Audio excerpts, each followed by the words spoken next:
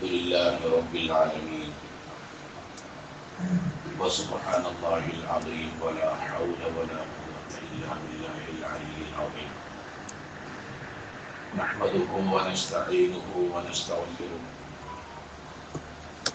ونؤمن به ونتوكل عليه ونعوذ بالله من شرور أنفسنا وسيئات أعمالنا من يهده الله فلا مضل له ومن يضلل فلا هادي له وأشهد أن لا إله إلا الله وحده لا شريك له وأشهد أن محمدا عبده ورسوله أرسله بالهدى ودين الحق ليظهره على الدين كله ولو كره المشركون اللهم صل على محمد وعلى آل محمد كما صليت على إبراهيم وعلى آل إبراهيم إنك حميد مجيد اللهم بارك على محمد وعلى آل محمد كما باركت على إبراهيم وعلى آل إبراهيم إنك حميد مجيد أما بعد فإن خير الكلام كلام الله وخير السنن سنن محمد صلى الله عليه وسلم وشر الأمور محدثاتها وكل محدثة بدعة وكل بدعة ضلالة يا أيها الذين آمنوا اتقوا الله حق تقاته ولا تموتن إلا وأنتم مسلمون يا أيها الناس اتقوا ربكم الذي خلقكم من نفس واحدة وخلق منها زوجها وبث منهما رجالا كثيرا ونساء واتقوا الله الذي تساءلون به والأرحام إن الله كان عليكم رقيبا يا أيها الذين آمنوا اتقوا الله وقولوا قولا سديدا يصلح لكم أعمالكم ويغفر لكم ذنوبكم ومن يطع الله ورسوله فقد فاز فوزا عظيما أعوذ بالله السميع العليم من الشيطان الرجيم قال رب السجن أحب إلي مما يدعونني إليه وإلا تصرف عني كيدهن أصب إليهن وأكن من الجاهلين സത്യവിശ്വാസികളായ സഹോദര സഹോദരിമാരെ, സുഹൃത്തുക്കൾ, അള്ളാഹുവിൻ്റെ നിയമ നിർദ്ദേശങ്ങളും വിധിവിലക്കുകളും നമ്മുടെ കഴിവിൽപ്പെട്ടിടത്തോളം പാലിച്ചും പുലർത്തിയും പരിഗണിച്ചും തഖ്വയുള്ള, സൂക്ഷ്മതയുള്ള, ഭക്തിയുള്ള അടിമകളായി ജീവിക്കുവാൻ പരിശ്രമിക്കണം, പ്രാർത്ഥിക്കണമെന്ന ആമുഖമായി എന്നെയും തുടർന്ന് നിങ്ങളിൽ ഓരോരുത്തരെയും ഞാൻ ഉണർത്തുന്നു, ഉപദേശിക്കുന്നു, വസിയത്ത് ചെയ്യുന്നു. അള്ളാഹു അതിന് നമ്മെ എല്ലാം സഹായിക്കുമാറാവട്ടെ. പരലോകത്തേക്കുള്ള യാത്രയിൽ നമ്മുടെ ജീവിതത്തെയും വിശ്വാസത്തെയും ക്രമപ്പെടുത്തേണ്ടുന്ന ഒരു രൂപം അല്പം സാഹിത്യ ഭംഗിയോടെ പ്രവാചകൻ സ്വല്ലല്ലാഹു അലൈഹി വസല്ലം പറഞ്ഞതാണ് നമ്മൾ പഠിച്ചുകൊണ്ടിരിക്കുന്നത്. ഇസ്ലാമിന്റെ പ്രത്യേകത, ഒരു മനുഷ്യന്റെ കർമ്മങ്ങൾക്ക് മൂല്യമുണ്ടാവണമെങ്കിൽ അവന്റെ വിശ്വാസം കുറ്റമറ്റതായിരിക്കണം എന്നതാണ്.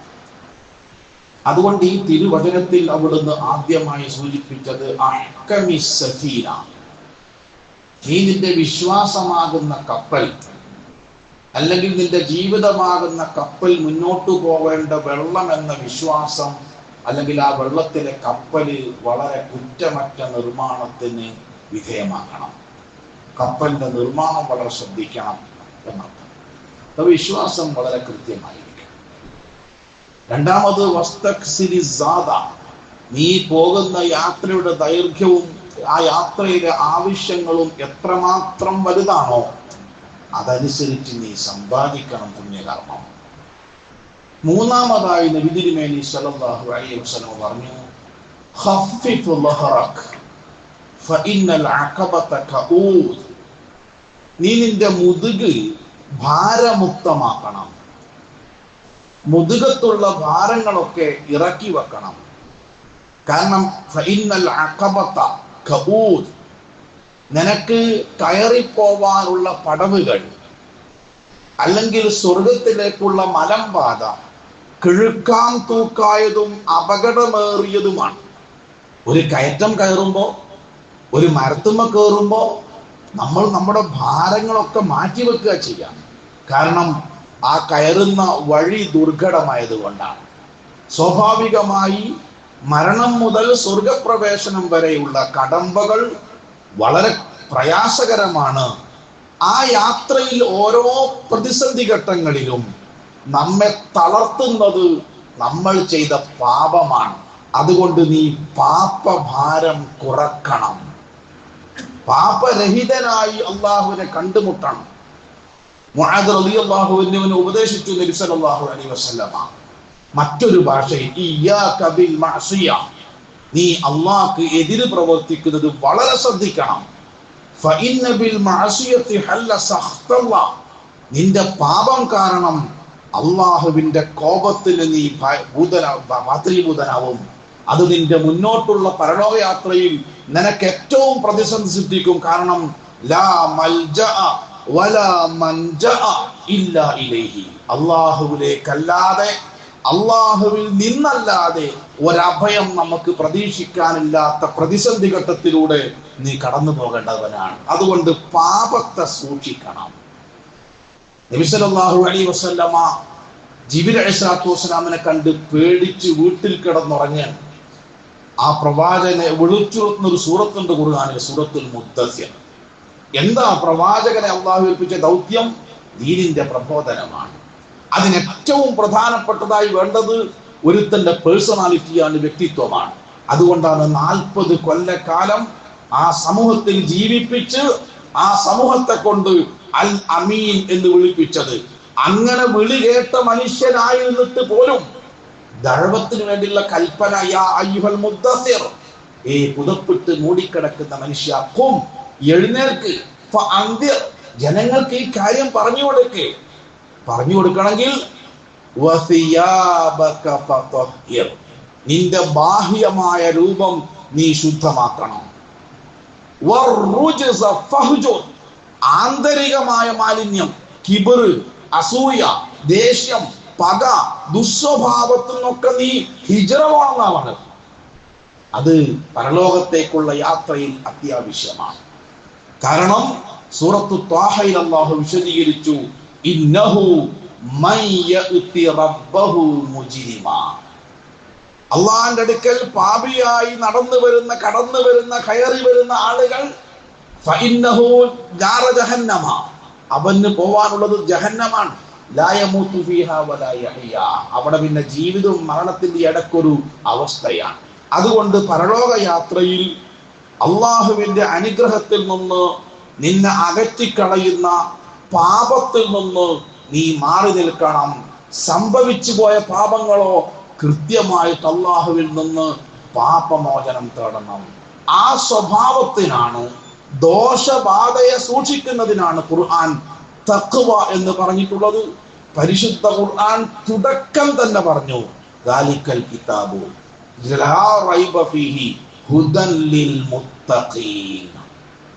ദോഷബാധയെ സൂക്ഷിച്ച് ജീവിക്കണമെന്ന് ആഗ്രഹമുള്ളവർക്ക് അതിനുള്ള വഴിയാണ് ഖുർആൻ കാണിച്ചു കൊടുക്കുന്നത്. കാരണം പരലോകത്ത് മനുഷ്യന്റെ സ്വർഗപ്രവേശനത്തിന് തടസ്സമായി നിൽക്കുക അവന്റെ ജീവിതത്തിലെ പാപങ്ങളാണ്. അതാ തഖ്വ എന്ന് പറയുന്നത്. മഹാനായ ഉമറുൽ ഫാറൂഖ് റളിയല്ലാഹു അൻഹു ഒരു സ്വഹാബിയോട് ചോദിച്ചു, എന്താണ് തഖ്വ? നമുക്കൊക്കെ വളരെ ലളിതമായി മനസ്സിലാകുന്ന ഒരു ഉത്തരം അദ്ദേഹം പറഞ്ഞു കൊടുത്തു. എന്താണെന്നറിയോ? ഖലീഫയാണ് ഉമർ റളിയല്ലാഹു അൻഹു. അദ്ദേഹം വിളിച്ചു, ഖലീഫ, നമ്മളൊരു ഇടവഴിയിലൂടെ നടന്നു പോകുന്നു എന്ന് കരുതുക. ആ ഇടവഴിയിൽ നിറയെ കല്ലും മുള്ളും കുപ്പിച്ചില്ലും നിറഞ്ഞു നിൽക്കുന്നു. മാത്രമല്ല, 2 ഭാഗത്തു നിന്നും ഇടവഴിയിലേക്ക് മുൾച്ചെടികൾ താഴ്ന്നു നിൽക്കുന്നു. ഡ്രസ്സിൽ മുൾച്ചെടികൾ കോറാതെ, ഓരോ സ്റ്റെപ്പിലും കാലിൽ മുള്ളും കല്ലും കുപ്പിച്ചില്ലും തടയാതെ എങ്ങനെ മുന്നോട്ട് പോകും? വളരെ ശ്രദ്ധിച്ചാണ് ഓരോ സ്റ്റെപ്പും മുന്നോട്ട് വെക്കേണ്ടത് എങ്കിൽ അതാണ് തഖ്വ. അതാണ് തഖ്വ. കാരണം ആദം അലൈഹിസ്സലാത്തു വസ്സലാമയെ സംബന്ധിച്ചിടത്തോളം ഒറ്റ കാര്യം സൂക്ഷിച്ചാൽ മതിയായിരുന്നു. ഒറ്റ മരം. സ്വർഗത്തിൽ എത്ര മരം ഉണ്ടാവും? വലാ തഖ്റബാ ഹാദിഹി ഷജറ. അത് മാത്രമേ സൂക്ഷിക്കേണ്ടതുള്ളായിരുന്നു. പക്ഷേ ഇബ്ലീസ് എത്ര കൃത്യമായിട്ടാ പറ്റിച്ചത്. നമ്മൾ ജീവിക്കുന്ന ഈ കാലഘട്ടത്തിൽ സഹോദരന്മാരെ ഹറാമിലേക്ക് ചെന്ന് ചാടാൻ സാധ്യതയുള്ള ഒട്ടനവധി കാര്യമില്ലേ? അതല്ലേ കൂടുതൽ. നമ്മുടെ ശരീരത്തിന്റെ ഒരു ഭാഗം പോലെ നമ്മൾ കൊണ്ടു നടക്കുന്ന മൊബൈൽ നരകത്തിലേക്കുള്ള ചൂണ്ടുപലകയല്ലേ? എല്ലാ ഭാഗത്തും നരകത്തിലേക്ക് മനുഷ്യനെ വലിച്ചിഴക്കുന്ന ഘടകങ്ങൾ കൂടിയ ഒരു കാലഘട്ടത്തിൽ ദുനിയാവാവുന്ന ഈ ഇടവഴിയിലൂടെ സ്വർഗത്തിലേക്ക് പോകുന്നവൻ എത്ര സൂക്ഷിച്ച് ഓരോ സ്റ്റെപ്പും വെക്കണം.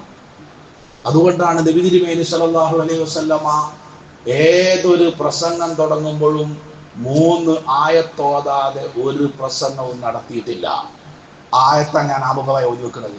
1, യാ അയ്യുഹല്ലദീന ആമനു തഖുല്ലാഹ ഹഖ്ക തുഖാതി വലാ തമൂതുന്ന ഇല്ലാ വഅൻതും മുസ്ലിമൂൻ. രണ്ടാമത്തേത് സൂറത്തുൽ നിസാഇന്റെ 1-ാമത്തെ ആയത്താണ്. യാ അയ്യുഹന്നാസു തഖൂ റബ്ബകുമുല്ലദീ ഖലഖകും മിൻ നഫ്സിൻ വാഹിദ എന്ന ആയത്താണ്. മൂന്നാമത്തേത് സൂറത്ത് അഹ്സാബിൽ പരിശുദ്ധ ഖുർആൻ പറഞ്ഞു യാ അയ്യുഹല്ലദീന ആമനു തഖുല്ലാഹ വഖൂലു ഖൗലൻ സദീദ. ഞാൻ 3 ആയത്ത് ഓതിയല്ലോ. ഈ 3 ആയത്തിലെ 1-ാമത്തെ ആയത്ത് യാ അയ്യുഹല്ലദീന ആമനു തഖുല്ലാഹ ഹഖ്ക തുഖാതിഹി വലാ തമൂതുന്ന ഇല്ലാ വഅൻതും മുസ്ലിമൂൻ എന്ന ആയത്തിന് പ്രവാചകൻ സല്ലല്ലാഹു അലൈഹി വസല്ലമയുടെ സന്തത സഹചാരിയായിരുന്ന അല്ലാഹുവിന്റെ റസൂൽ സല്ലല്ലാഹു അലൈഹി വസല്ലമയുടെ വീട്ടിലേക്ക് അനുവാദം ചോദിക്കാതെ കയറി വരാൻ അനുവാദം ഉണ്ടായിരുന്ന മദീനക്കാർ പ്രവാചകന്റെ മകനാണെന്ന് തെറ്റിദ്ധരിച്ച അബ്ദുല്ലാഹി ഇബ്നു മസ്ഊദ് റളിയല്ലാഹു അൻഹു നൽകിയൊരു വിശദീകരണമുണ്ട്. എല്ലാവരും മനസ്സിരുത്തി പഠിക്കേണ്ടതാണ്. അള്ളാഹുവിനെ തഖ്വ ചെയ്യേണ്ട മുറപ്രകാരം നിങ്ങൾ തഖ്വ ചെയ്യണം എന്നാണ് ആയത്തിന്റെ അർത്ഥം. എന്താണ് ഈ മുറ? അതിന് ഇബ്നു മസ്ഊദ് റളിയല്ലാഹു നൽകിയൊരു വിശദീകരണമുണ്ട്. ഇബ്നു മസ്ഊദ് റളിയല്ലാഹു ആരാണ്? നമ്മൾക്ക് ഒരുപാട് വ്യക്തികളുമായി പരിചയമുണ്ട് സഹോദരന്മാര്. സ്പോർട്സ് നായകന്മാര്, സിനിമാ നടന്മാര്, ക്രിക്കറ്റ് നേതാക്കന്മാര്, രാഷ്ട്രീയ തമ്പുരാക്കന്മാർ. പക്ഷേ നമ്മൾ മാറോട് ചേർത്ത് പിടിക്കേണ്ട സ്വഹാബികളുമായി പലപ്പോഴും നമുക്ക് യാതൊരു പരിചയം ഉണ്ടാവില്ല.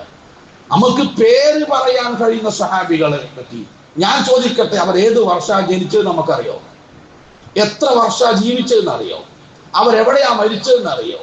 അവരെ പറ്റി റസൂലുള്ളാഹി പറഞ്ഞ ഏതെങ്കിലും ഒരു ഹദീസ് നമുക്കറിയോ? ഒരു പരിചയമില്ല. എങ്കിൽ നമ്മൾ സ്വഹാബികളെ പറ്റി പഠിക്കണം. അതിലേറ്റവും സുപ്രസിദ്ധനാണ് ഇബ്നു മസ്ഊദ് റളിയല്ലാഹു അൻഹു. അബ്ദുല്ലാഹി ഇബ്നു മസ്ഊദ് റളിയല്ലാഹു അൻഹു എന്നാണ് പേര്. പരിശുദ്ധ ഖുർആൻ പാരായണത്തിൽ A+ വാങ്ങിയ ആളാ. ആരെ കയ്യിൽ നിന്ന്? അള്ളാന്റെ റസൂലിന്റെ കയ്യിൽ നിന്ന്. നമ്മളെ ഈ ഏതെങ്കിലും കോംപ്ലക്സിന്റെ കയ്യിൽ നിന്നല്ല, ഏതെങ്കിലും മദ്രസയിലെ സർഗമേളയിലല്ല.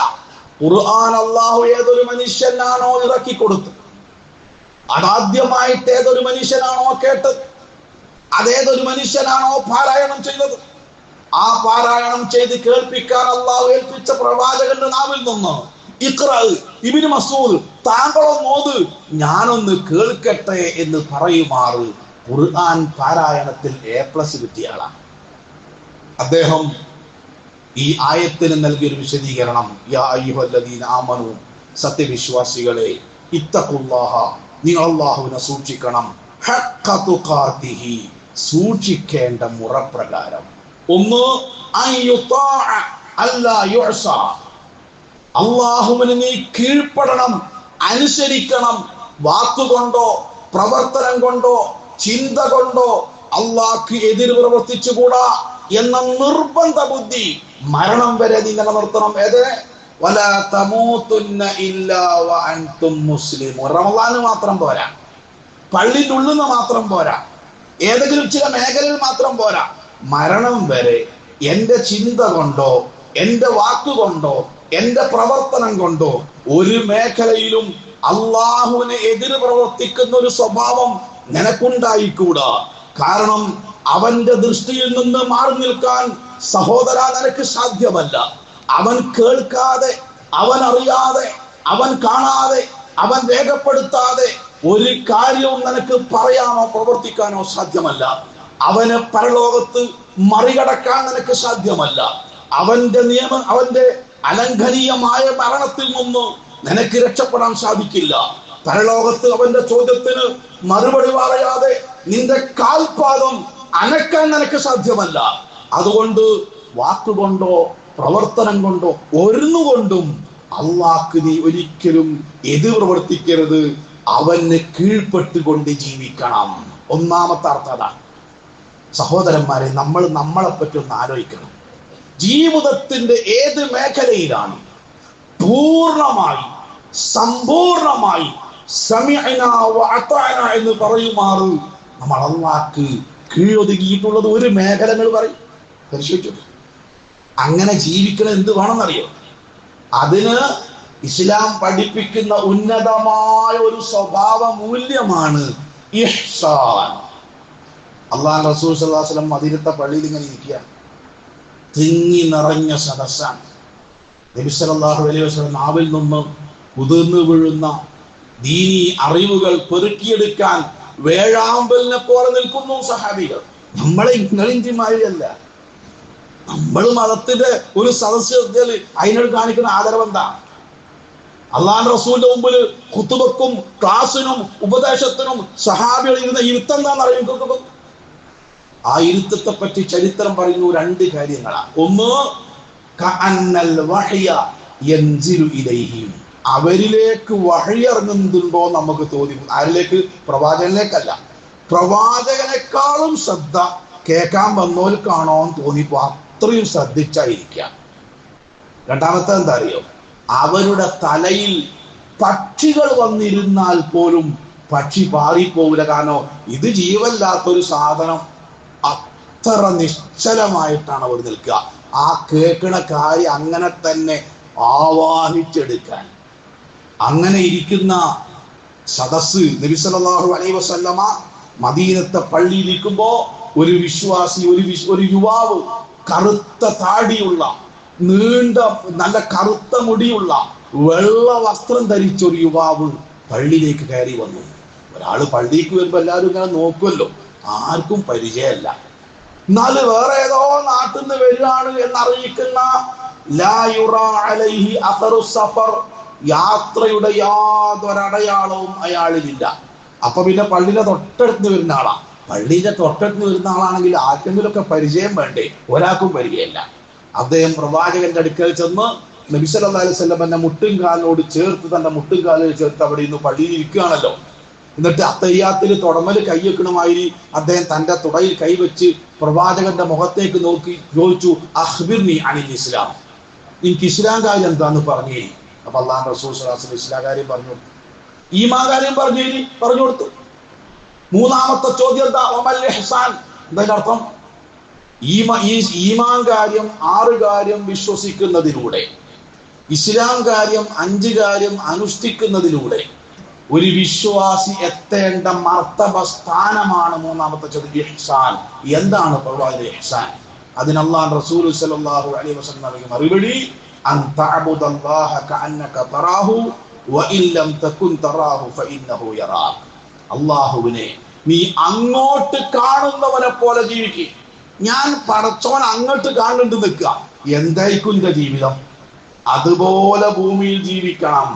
ഇനി വഇൻ ലം തകുൻ തറാഹു, നീ അവനെ അങ്ങോട്ട് കാണുന്നില്ലെങ്കിലും ഫഇന്നഹു യറാക, അവൻ തീർച്ചയായും നിന്നെ കാണുന്നു എന്ന ബോധം ഒരു നിമിഷം നഷ്ടപ്പെട്ടാൽ സഹോദര സഹോദരി, അവിടെയാണ് നമ്മൾ തെറ്റ് ചെയ്യുക. മനസ്സിലായോ? ഇത്തഖുല്ലാ എന്നുള്ള വാക്കിന്റെ കടുപ്പാ. നമ്മക്ക് എന്ത് കടുപ്പോ? ഞാൻ പെടുന്ന അൽഹംദുലില്ലാഹില്ലദീ നഹ്മദുഹു വനസ്തഈനു എന്ന് പറയുമ്പോ ഒരുപാട് ആളുകൾ തൊള്ളോണ്ട് ഇങ്ങനെ പറയും. ഞാൻ പറയും ഒരു കാണാതെ പിടിച്ചു. അതിൽ പെട്ടൊരു വാക്കാണ് ഇത്തഖുല്ല. എന്ത് ഇത്തഖുല്ല? നമ്മക്ക് എന്ത് വില അതിനുള്ളത്? ഈ വാക്കിന്റെ കടുപ്പം എന്താണെന്ന് അറിയിക്കും നോക്കും. അല്ലാഹുവിന്റെ റസൂൽ സല്ലല്ലാഹു അലൈഹി വസല്ലം പറഞ്ഞു, പരലോകത്ത് അർശിന്റെ തണൽ അല്ലാത്തൊരു തണലില്ല, വേറൊരു തണലില്ല. ആ തണല് റിസർവ് ചെയ്തിട്ടുള്ളത് 7 വിഭാഗം ആളുകൾക്കാണ്. എന്തിനാ 7 വിഭാഗം? ഏയിലെങ്കിലും ഒന്ന് കേറി പറ്റണല്ലോ. അതിലൊരു വിഭാഗം ആരെന്നറിയോ? ഒരു സ്ത്രീയുമായി ശാരീരിക ബന്ധം സ്ഥാപിക്കാൻ അവസരം കിട്ടി. ഞാൻ വളരെ ചുരുക്കി പറയാം. ആ പെണ്ണ് പറഞ്ഞു, ഇത്തഖുല്ലാഹ്, ഞാൻ നിങ്ങൾക്ക് ഹറാമാണ്, പടച്ചോനെ സൂക്ഷിക്കണം കേട്ടോ എന്ന് പറഞ്ഞപ്പോ ഈ പുരുഷന്റെ എല്ലാ പൈശാചിക വികാരങ്ങളും തണുത്തുറച്ച് ഷോക്കേറ്റവനെ പോലെ അവൻ ആ പെണ്ണിൽ നിന്ന് പിന്നോട്ട് പോയി. നിങ്ങൾ നോക്കൂ, ഒരു പെണ്ണുമാണ് ഒറ്റക്കാവാൻ പാടില്ല. കാരണം എന്താ? ഒരു പുരുഷന്റെയും സ്ത്രീയുടെയും എല്ലാ പൈശാചിക ബോധവും പുറത്തേക്ക് വരും. കാരണം മൂന്നാമനായി ഉണ്ടായാലും പിശാച. ആ ഒരു സമയത്ത് ഈ ഒരു വാക്ക് കേട്ടപ്പോ ഈ പുരുഷന്റെ എല്ലാ പൈശാചിക ശാരീരിക വികാരവും ഒടുങ്ങിപ്പോയി. അയാൾ ആ പെണ്ണിൽ നിന്ന് ഷോക്കേറ്റവനെ പോലെ പിന്നോട്ട് പോയെങ്കിൽ നാളെ പരലോകത്ത് അല്ലാഹു ആ മനുഷ്യനെ തന്റെ അർശിനോട് ചേർത്ത് പിടിക്കും എന്ന് പറയുമ്പോൾ കടുപ്പത്രയാ. സഹാബികള് ആരെങ്കിലും എന്തെങ്കിലും തെറ്റ് ചെയ്യുമ്പോ തിരുത്തുന്നതിന്റെ മുമ്പ് പറയുന്ന വാക്കെന്താ അറിയോ? ഇത്തഖുല്ലാഹ്. എന്നാ പിന്നെ സഹാബികൾ അനങ്ങൂല. പിന്നെ എന്ത് പറഞ്ഞാലും കേൾക്കും. കാരണം പടച്ചോനെ സൂക്ഷിക്കണം കേട്ടോ, ഇത് പടച്ചോനക്കെതിരാണ് എന്ന് പറഞ്ഞാൽ പിന്നെ ഒരു വിധത്തിലുള്ള ചിന്തയും അവർക്ക് ഉണ്ടാവില്ല. അവരത് അംഗീകരിച്ചിരിക്കും. അതാണ് ഈമാൻ, അതാണ് ഹഖ്ഖ തുഖാത്തി എന്ന് പറഞ്ഞാൽ അതിന്റെ അർത്ഥം. സഹോദരങ്ങളെ, ലോകാവസാനം വരെയുള്ള വിശ്വാസികൾക്ക് അള്ളാഹു മാതൃകയായി എടുത്തുദ്ധരിച്ചത് 2 സ്ത്രീകളെയാണ്. ഒന്ന് ആ ഫിർഔന്റെ ഭാര്യ ആസിയ ബീവി റളിയല്ലാഹു അൻഹ. 2 ആ മറിയം ബീവി റളിയല്ലാഹു അൻഹ, ഇമ്രാന്റെ മകൾ മറിയം ബീവി റളിയല്ലാഹു അൻഹ, ഹന്നാ ബീവിയുടെ മകളാണ്. എന്താണ് മറിയം ബീവി റളിയല്ലാഹു അൻഹയിൽ നമ്മൾക്കുള്ള മാതൃക? അത് ഖുർആൻ പറഞ്ഞു, ഫത്തഖദത് മിൻ ദൂനിഹിം ഹിജാബാ. ഇന്ന് വിവാഹം വേണ്ട എന്ന് പറയുന്നത് യുവാക്കളല്ല, യുവതികളാണ്. ഇന്ന് ഇസ്ലാം ഏറ്റവും കുടുംബജീവിതം ഒരു ട്രാപ്പാണെന്ന് പറഞ്ഞത് ഒരു പെണ്ണ ആണല്ല. ഇപ്പോഴും സിനിമക്ക് അവാർഡ് കിട്ടിയ സിനിമന്റെ പേരൊക്കെ നിങ്ങൾ കേട്ടില്ലേ? എന്തൊരു അംഗീകാരമാണ്. അപ്പൊ എന്താ, ഈ തട്ടത്തിന്റെ ഉള്ളിൽ പൊതിഞ്ഞ ആ പെൺകുട്ടികളൊക്കെ പുറത്തു ചാടാൻ തുടങ്ങിയിരിക്കുന്നു, ആഘോഷിക്കാൻ തുടങ്ങി. ആ സ്ഥാനത്താണ് മറിയം ബീവി പ്രായപൂർത്തിയായി സുന്ദരിയായ യുവതിയായ പെൺകുട്ടി എവിടെയാ മാതൃകാണെന്നറിയോ? കുടുംബത്തിൽ നിന്ന് മാറി തൊട്ടടുത്ത് തന്നെ ഒരു ടെന്റ് കെട്ടി. ഇതിന് അള്ളാഹുവിനെ ആരാധിക്കാൻ. ഒരു പെൺകുട്ടിയെ, പ്രായപൂർത്തിയായ വിവാഹപ്രായമായ ഒരു പെൺകുട്ടി ഒരു മറ സ്വീകരിച്ച് അള്ളാഹ്ക്ക് ഇബാദത്ത് ചെയ്ത, അതാണ് അർശിന് തണൽ കിട്ടുന്നത്. 7 വിഭാഗത്തിൽ രണ്ടാമത്തെ ഏതാ? ശാബുൻ നശഅ ഫീ ഇബാദത്തില്ലാഹ്. അള്ളാഹിനെ ഭയപ്പെട്ട് ഇബാദത്ത് ചെയ്ത് വളർന്നു വന്ന യുവാവ് യുവതി ഉണ്ടോ? മാത്രല്ല ആ മറയിലേക്കാണ് ജിബ്രീൽ അലൈഹിസ്സലാത്തു വസ്സലാം സുന്ദരനായ ഒരു പുരുഷന്റെ കോലത്തിൽ വരുന്നത്. എന്താ ഈ പെണ്ണിന്റെ, ഈ മറിയം ബീവിന്റെ പ്രതികരണം? ആരുമില്ല, താനായിട്ടുണ്ടാക്കിയ മറ. ആ മറന്റെ ഉള്ളിലേക്ക് സുന്ദരനായ മനുഷ്യരൂപത്തിൽ ഒരു മനുഷ്യൻ വരും. അവർക്കറിയില്ല മലക്കാണെന്ന്. എന്തേന്ന് പ്രതികരിച്ചത്? എന്തും ചെയ്യാൻ അവസരമുണ്ട്. പക്ഷേ മറിയം ബീവി റളിയല്ലാഹു അൻഹ പറഞ്ഞു, ഖാലത്ത് ഇന്നി അഊദു ബിർറഹ്മാനി മിൻക ഇൻ കുൻത തഖിയ്യാ. ഞാൻ പടച്ചവനോട് ശരണം തേടുകയാണ്, റബ്ബേ ഈ ആപത്തുനിന്ന് രക്ഷപ്പെട്ട്. ഒരു പുരുഷൻ അന്യ സ്ത്രീന്റെ അടുത്തേക്ക് വന്നിട്ടാണ്, അള്ളാനെ ഓർത്തു, അത്തരം എല്ലാ ചിന്തയിൽ നിന്നും മാറി നിന്നു, നമുക്ക് മാതൃക കാണിച്ചു. അതാണ് വമറിയം ഇബ്നത ഇമ്രാൻ ളറബല്ലാഹു മസലൻ ലില്ലദീന ആമനു ഇംറഅത ഫിർഔൻ വമറിയം ഇബ്നത ഇമ്രാൻ.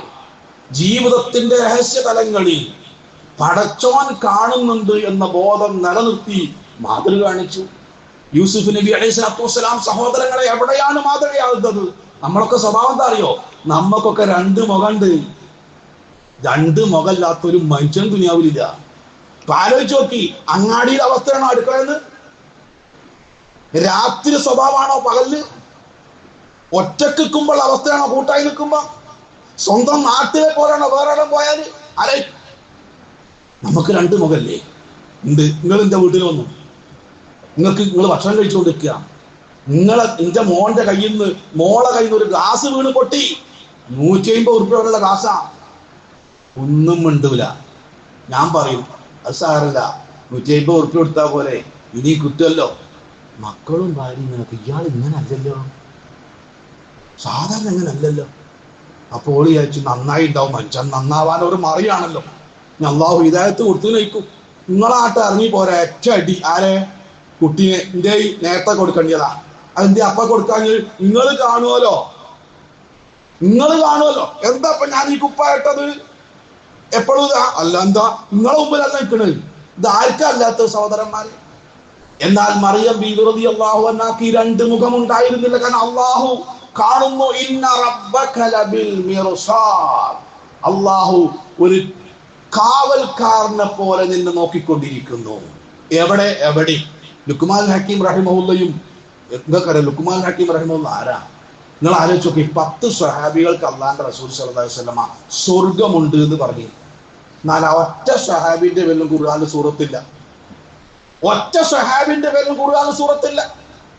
എന്നാൽ ഒരു പ്രവാചകനല്ലാത്ത അള്ളാന്റെ റസൂൽ സല്ലല്ലാഹു അലൈഹി വസല്ലമ ജനിക്കുന്നതിന് മുമ്പ് ജീവിച്ചിരുന്ന ലുക്മാൻ ഹക്കീം റഹിമഹുല്ല, അദ്ദേഹത്തിന്റെ പേരിൽ ഒരു ഖുർആനിൽ സൂറത്ത് ഉണ്ടായി എന്ന് പറഞ്ഞാൽ എന്താണ് ഇതിന്റെ അർത്ഥം? എത്ര മഹത്വമുണ്ട് അദ്ദേഹത്തിന്. അദ്ദേഹത്തെ പറ്റി ധാരാളം കഥകൾ ഗ്രന്ഥങ്ങളിൽ കാണാം. അതിൽപ്പെട്ട ഒരു കഥ എന്താ അറിയോ? മകനോട് ഒരിക്കൽ അദ്ദേഹം പറഞ്ഞു, മോനെ, എന്നും ഞാൻ നിന്നോട് നമസ്കരിക്കണം, നോമ്പ് നോൽക്കണം, ഖുർആൻ ഓതണം, പള്ളിയിൽ പോകണം, മാതാപിതാക്കളെ അനുസരിക്കണം, ദീനീ കാര്യങ്ങളും നന്മയാ പറയലും. മക്കൾക്ക് തീരെ ഇഷ്ടമല്ലാത്ത സംഗതിയാണ്.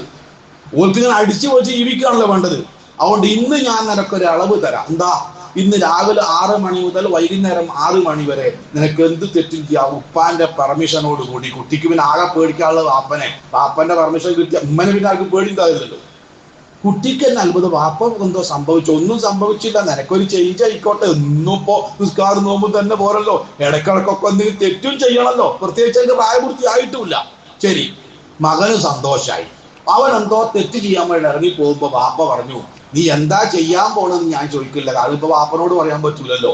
പക്ഷേ ഒരൊറ്റ കാര്യം കൂടി പറയാണ്ട്, നീ എന്ത് ചെയ്തോ പടച്ചോൻ കാണാത്ത സ്ഥലത്ത് പോയിക്കോളൂ എണ്ണീറ്റോ എന്ന്. എവിടെയാണ് ഈ കലമ്മനോട് ചോദിച്ചു, ഇങ്ങനെ സ്ഥലം ഉണ്ടോ? അപ്പൊ കുട്ടിക്ക് മനസ്സിലായി വാപ്പ ഇന്നലെ പറഞ്ഞ അതേ വർത്താനം എന്നും പറഞ്ഞത്. നമുക്ക് പടച്ചോൻ കാണാത്ത സ്ഥലമുണ്ട് സഹോദരന്മാരെ. നമുക്ക് പടച്ചോൻ കാണാത്ത മാസമുണ്ട്, അതാണ് ശവ്വാല്. കാണുന്ന മാസം ഏതാ? റമദാന്. 2 വ്യത്യാസമല്ലേ? എന്താ വ്യത്യാസം? അങ്ങനെ വ്യത്യാസം ഉണ്ടാകാൻ പാടുണ്ടോ? ഇല്ലല്ലോ. അപ്പോ അള്ളാഹു കാണുന്നു എന്ന ബോധം. യൂസുഫ് നബി അലൈഹി സ്വലാത്തു വസ്സലാം പരീക്ഷിക്കപ്പെട്ടത് സ്ത്രീകളെ കൊണ്ടാ. ഇപ്പൊ ഞാൻ പറഞ്ഞതിന്റെ ആവശ്യമില്ലല്ലോ. അദ്ദേഹത്തിന്റെ ഒരു പ്രാർത്ഥന ഉണ്ട് ഖുർആനിൽ, അതാ ഞാൻ ഓതി വെച്ചത്. ഖാല, അദ്ദേഹം പറഞ്ഞു, റബ്ബി, എന്റെ തമ്പുരാനെ, അസ്സിജ്നു അഹബ്ബു ഇലയ്യ മിമ്മാ യദ്ഉനനി. ഈ പെണ്ണുങ്ങൾ വിളിക്കുന്ന ഈ വൃത്തികെട്ട പണിയുണ്ടല്ലോ, അതിനേക്കാൾ എനിക്കിഷ്ടം അസീസ് രാജാവിന്റെ കാരാഗ്രഹമാണ്. സഹോദരന്മാരെ, ദുനിയാവിലെ ഹെറാമിൽ നിന്ന് രക്ഷപ്പെടാൻ ജയിലറകൾ ചോദിച്ചു വാങ്ങിയ പ്രവാചകനാണ് യൂസുഫ് നബി അലൈഹി സ്വലാത്തു വസ്സലാം. ചോദിച്ചു വാങ്ങിയത് നിങ്ങൾ വിചാരിച്ച് അവിചാരിതമായി കൊണ്ടുപോയിട്ടൊന്നുമല്ല. ചോദിച്ചതാ, ഇവിടെ വേണ്ട, കൊട്ടാര സമാനമായ ജീവിതം എനിക്ക് വേണ്ട റബ്ബേ. എനിക്ക് ഒരഴികൾക്കുള്ളിൽ അനങ്ങാനും ചലിക്കാനും എണീറ്റ് പോവാനും സാധിക്കാത്ത നിയന്ത്രണമുള്ള ജയില് മതി എനിക്ക്. അവിടെ നിന്നാ ഞാൻ എന്താണെന്നറിയോ? കാലാകാലം നരകത്തിലെത്തിപ്പോകും. അതുകൊണ്ട് ഈ സ്ത്രീകളുടെ ഷെറിൽ നിന്ന് എന്നെ കാക്കാൻ എനിക്ക് ജയില് തരണമെന്ന് പ്രാർത്ഥിച്ചു യൂസുഫ് നബി. അതിനേക്കാൾ വലിയ കാലഘട്ടത്തിലാ സഹോദരന്മാരെ നമ്മൾ ജീവിക്കുന്നത്. അതുകൊണ്ട് എന്ത് വേണം? ഇത്തഖുല്ലാഹ ഹഖ്ക തുഖാതി എന്ന് പറഞ്ഞാൽ, ഒന്ന്, അള്ളാഹുവിനെ അനുസരിക്കണം. ഒരു വാക്കുകൊണ്ടോ പ്രവർത്തനം കൊണ്ടോ അവന് നമ്മൾ എതിര് പ്രവർത്തിച്ചുകൂടാ. ഇനി നമ്മളത് വിശ്വാസത്തില്, കർമ്മത്തില്, സ്വഭാവത്തില്, ഡ്രസ്സിങ്ങില്, വീട് നിർമ്മാണത്തില്, വാഹനത്തില്, വിവാഹത്തില്, സന്താനോൽപാദനത്തില്, വിനിമയത്തില് എവിടെങ്കിലും അള്ളാഹ്ക്ക് ഇഷ്ടമല്ലാത്തതുണ്ടോ വെട്ടിക്കളയണം. എവിടെ വരെ? വലാ തമൂതുന്ന ഇല്ലാ വഅൻതും മുസ്ലിമൂൻ. നമ്മൾക്ക് കണക്കാക്കിയ മരണം ജീവിതത്തിന്റെ എവിടെ വെച്ചാണോ നമ്മെ തേടി വരുന്നത്, അതുവരെ അള്ളാഹ്ക്ക് അനുസരണമുള്ള, അള്ളാഹുവിന് അനുസരണക്കേട് കാണിക്കാത്ത, ഭക്തിയുള്ള, നന്ദിയുള്ള, ദിക്റുള്ള, ശുക്റുള്ള, ഫിക്റുള്ള അടിമകളായി ജീവിക്കാൻ കഠിനമായി പരിശ്രമിക്കണം. അതിന് തൗഫീഖിന് വേണ്ടി നിരന്തരമായി അള്ളാഹുവോട് പ്രാർത്ഥിക്കണം. അള്ളാഹു സുബ്ഹാനഹു വ തആല നമ്മുടെ ആത്മാവ് ശരീരത്തിൽ നിന്ന് വിട്ടുപിരിയുന്നത് വരെ എല്ലാ മേഖലയിലും അവനെ അനുസരിച്ച് അവന് തൃപ്തിപ്പെട്ട രൂപത്തിൽ ജീവിക്കുന്ന, അവന് അനുസരണക്കേട് കാണിക്കാത്ത, അവൻ അനുഗ്രഹിക്കുന്ന സത്യവിശ്വാസികളിൽ എന്നെയും നിങ്ങളെയും ഉൾപ്പെടുത്തി അനുഗ്രഹിക്കുമാറാവട്ടെ.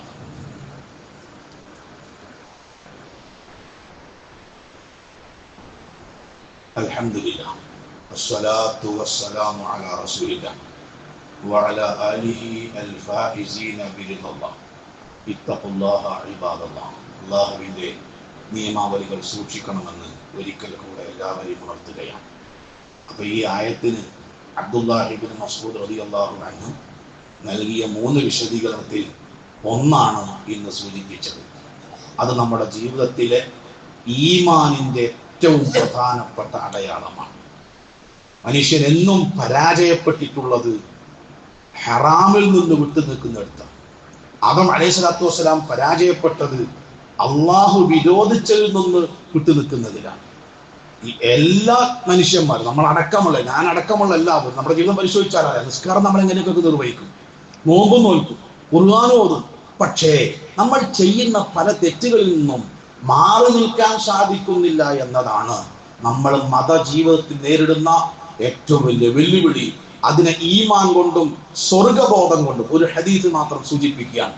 അള്ളാഹുവിന്റെ റസൂൽ സല്ലല്ലാഹു അലൈഹി വസല്ലമ നമ്മളോട് പറഞ്ഞു, ഇൻ തറക ലില്ലാഹി ശൈഅൻ, അള്ളാഹ് വിരോധിച്ചൊരു സംഗതി അതെത്ര ആസ്വാദ്യകരമാണെങ്കിലും, അതെത്രമേൽ സാമ്പത്തികമായി നമുക്ക് വളർച്ചയുണ്ടാക്കുന്നതാണെങ്കിലും, അത് സമൂഹത്തിൽ എത്ര പോപ്പുലാരിറ്റി നേടിയതാണെങ്കിലും, അള്ളാഹ് വിരോധിച്ചൊരു സംഗതി അവന്റെ പൊരുത്തത്തിന് വേണ്ടി മാറ്റിവെച്ചാൽ അതിനേക്കാൾ ഹൈറായത്, അതിനേക്കാൾ ഉത്തമമായത്, അതിനേക്കാൾ ആസ്വാദ്യകരമായത്, അതിനേക്കാൾ കാലാകാലം നിലനിൽക്കുന്ന അനുഗ്രഹം അള്ളാഹ് പരലോകത്ത് നമ്മൾക്ക് നൽകും എന്ന അടിയുറച്ച വിശ്വാസത്തിൽ കണ്ണിനെ, നാവിനെ, കൈകാലുകളെ, സ്വഭാവത്തെ, സമ്പാദ്യത്തെ, വിനിമയത്തെ ഒക്കെ അള്ളാഹുവിന്റെ ഇഷ്ടത്തിലും നിയമത്തിലും ഒതുക്കി നിർത്താൻ കഠിനമായി പരിശ്രമിക്കുക.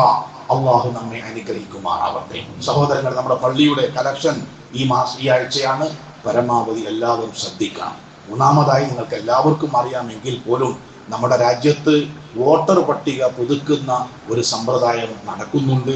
അതൊരു വോട്ടിന്റെ മാത്രം പ്രശ്നമല്ല, ഏതെങ്കിലും രാഷ്ട്രീയ പാർട്ടിയെ വിജയിപ്പിക്കുന്ന മാത്രം പ്രശ്നമല്ല, അതൊരു പൗരത്വ രേഖയായി വരാൻ വേണ്ടി പോവാണ്. അതുകൊണ്ട് ആ വിഷയത്തിൽ എല്ലാവരും എന്നേക്കാൾ കൂടുതൽ അറിയാം. എന്നിരുന്നാൽ പോലും നമ്മെ, ഈ സമുദായത്തെ, ഈ ഉമ്മത്തിനെ ബാധിക്കുന്ന ഒരു പ്രശ്നം എന്ന നിലക്ക് അതിൽ അലംഭാവം കാണിക്കാതെ അതിന്റെ നിയമാവലികൾ പാലിക്കാൻ എല്ലാവരും കുടുംബനാഥന്മാർ ശ്രദ്ധിക്കണം എന്ന് ഉപദേശിക്കുന്നു. അള്ളാഹുവേ, ഞങ്ങൾക്ക് നീ അനുഗ്രഹം നൽകണേ റഹ്മാനെ.